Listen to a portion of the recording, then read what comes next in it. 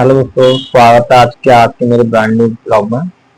तो दोस्तों मेरा यूट्यूब पे एक चैनल है BS ब्लॉग 111।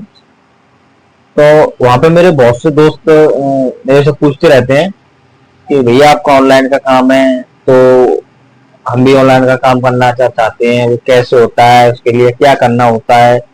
बहुत सारी ऐसी बातें होती हैं दोस्तों। तो आज मैं उन भाइयों का सारा कुछ क्लियर करना चाहता हूँ दोस्तों। एक ग्राहक सेवा केंद्र और जन सेवा केंद्र दोनों में अलग अलग चीज का डिफरेंस है। जन सेवा केंद्र होता है, उस पे आप प्राइवेटली पोर्टल से सारी सुविधाओं का यानी कि ग्राहकों को आप सुविधाएं दे सकते हैं।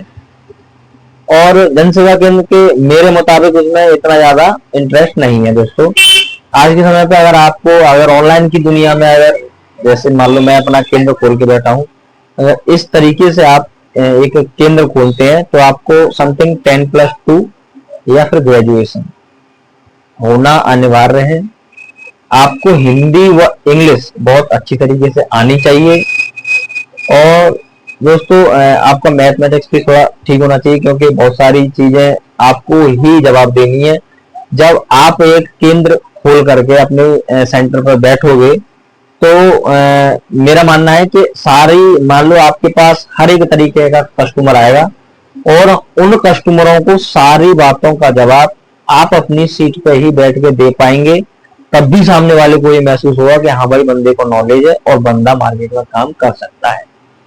अगर आप किसी दूसरे कहे मुताबिक काम करते हैं, बोला हाँ भाई मेरा वो दोस्त है और उसने मेरे से बोला भाई जनसेवा केंद्र खोल लो भाई, उसमें तो बहुत कमाई है, मेरा दोस्त वहां पर काम कर रहा है, तो दोस्तों ऐसे एक दूसरे की बातों में आकर के आप अपना पैसा वेस्ट ना करें, ये बेस्ट होगा। मेरा मानना है कि आप पहले कहीं पे 1-2 महीने बैठ करके किसी की दुकान पर देखें, जो आपका मिलने वाला सगा संबंधी हो, उससे सलाह लें और पूरा काम अच्छी तरीके से सीखें।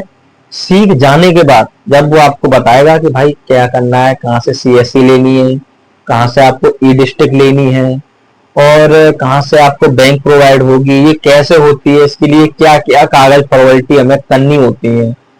तो दोस्तों आज का मेरा बताने का यही माध्यम था कि बहुत से जो मेरे दोस्त हैं, मेरे फॉलोअर्स हैं, मेरे सब्सक्राइब हैं और सभी लोगों का काफी प्यारी प्यारी कमेंट आती रहती है कि भैया आप ऑनलाइन का काम करते हो, हमें भी करना है, ये कैसे होता है और इसके लिए क्या क्या चीजें करनी होती हैं। तो दोस्तों मैंने आपको यही बताने की कोशिश की थी। बहुत से लोगों ने खोल भी रखा है, मेरे मिलने वाले ने खोल रखा है, भैया कस्टमर नहीं आते हैं, हमें इतने टाइम से हमने खोला था, हमने बंद कर दिया, इस काम में कोई फायदा नहीं है। तो दोस्तों मैं आपको बताना चाहूंगा इसमें फायदा है दोस्तों।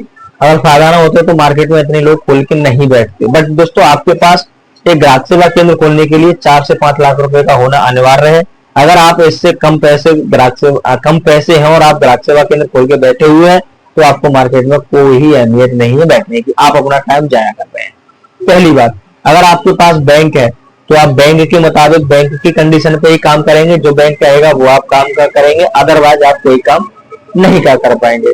जन सेवा केंद्र वाले होते हैं वो अपनी मनमर्जी कोई भी काम कर सकते हैं, चाहे वो उल्टा कर दे सीधा कर दे, उनको कोई दबाव प्रेशर वाला नहीं है। क्योंकि दोस्तों आज की जनरेशन में मैं आज का व्यवहार मार्केट में बैठा हूँ, मार्केट में देख रहा हूँ, लोग बहुत उल्टा सीधा काम करते रहते हैं, उनके पास ना कोई जांच है ना कुछ है। बट एक ग्राहक सेवा केंद्र ऐसा होता है, वहां पे हर मंथली जांच होती है आपकी, आप क्या काम कर रहे हो क्या नहीं कर रहे हो, बाकी की बैंक के मुताबिक आपको सारी चीजें सिखा दी जाती है और आप उस हिसाब से मार्केट में काम कर पाओगे।